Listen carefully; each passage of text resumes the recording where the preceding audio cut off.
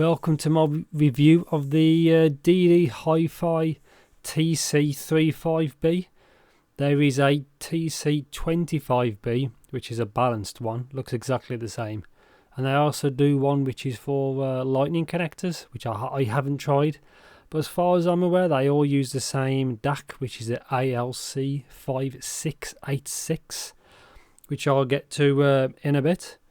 I ordered these 2 months ago. I think around 2 months. So it took quite a while to get here, and I was finally glad they actually turned up. Yeah, so DD Hifi, quite nice bit of packaging, quite nice build and everything, which you'll see in a bit. But yeah, this is the 3.52 Type C, which works on Windows 10 without drivers, Windows 7 and 8 with drivers, and obviously Android phones. So yeah, it comes in this actually wood packaging, which is kind of cool. It's kind of different to what you'd normally see, which I applaud really. Good to see something different. You get that, which is basically put on your keyring, which I'll show you in a bit. And then underneath the silica gel, which obviously you don't eat, which is right. Yeah, this is what you pull onto a keyring, which I'll show you in a bit. Obviously in here is the adapter. There's just websites and information like that. You can pause the screen if you want to read that. So yeah, this is it. It's tiny, as you can see. But yeah, obviously the Type C version is the one I wanted. Tiny, really nice build quality. So yeah, the idea of this is you can carry on your keychain, I guess. I don't know if I would ever do that, but in theory you can, and that's it. Super straightforward. But yeah, nice, really nice fit and finish. As you can see in my fingers, I don't have large fingers, so I'm just holding it just for the camera.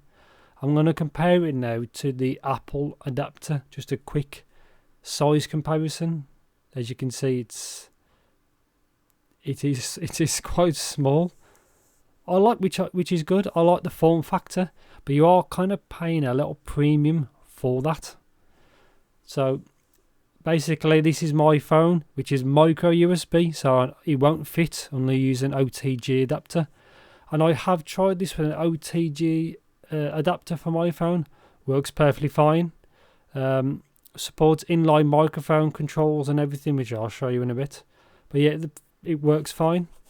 So this is how it looks in Windows, and it does support inline controls, like I said, and inline microphone.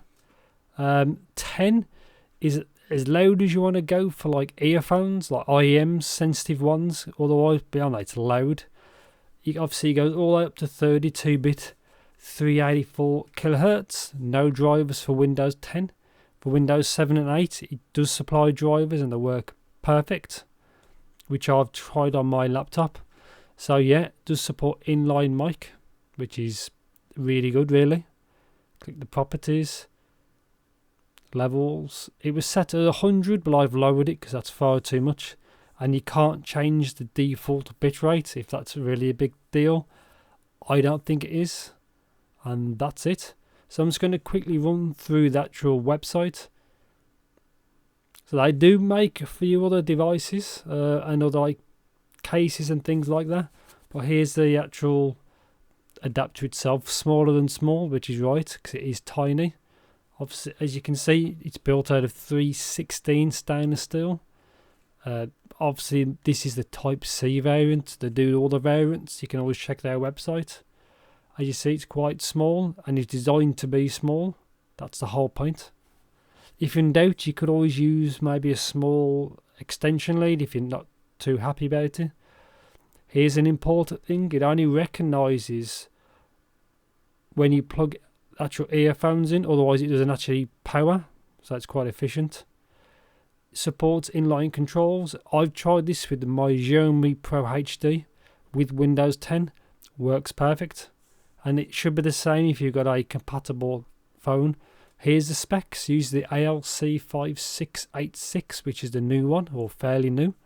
Obviously consider THD of -92. DNR is 110 decibels. signal to noise ratio 120 decibels, output power 30 milliwatts at 32 ohms, so this is not really that powerful. But for IEMs or light headphones, you should be fine. Frequency response 20 Hz to 20 kHz. Obviously, you've just seen me do 32-bit 384 kHz weight, and obviously there's the dimensions. And yeah, and there is the link for the drivers. I will link this website obviously in the description, so you can always, have a look yourself.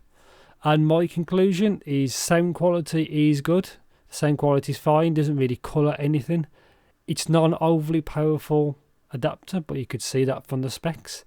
I like this, but you are paying a premium for basically driver support and form factor. There's a Sonata HT Pro. It's half the size.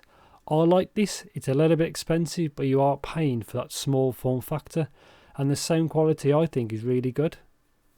And I'm happy with the sound. I think it's a great little device. Anything you want to know, just let me know in the comments as usual. And thanks for watching.